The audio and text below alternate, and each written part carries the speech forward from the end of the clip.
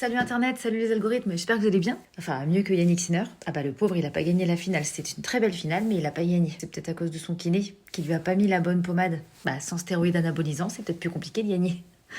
Enfin, je sais pas, je fais pas de tennis, mais...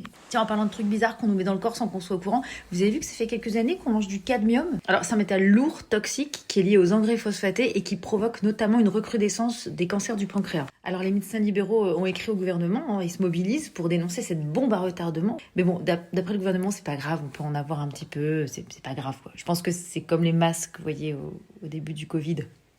Pas nécessaire.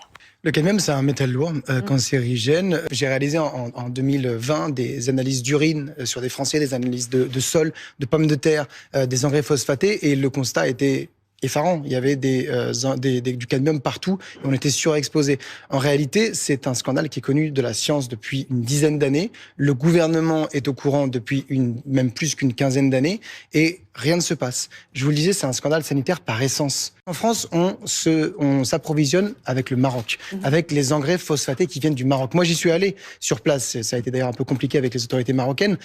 Aujourd'hui, on sait que les engrais marocains phosphatés sont plus chargés en cadmium que d'autres engrais. Mais comme il y a des accords historiques et des multinationales françaises qui s'approvisionnent au Maroc, eh bien, on se retrouve avec cette situation aujourd'hui et avec cet appel des médecins.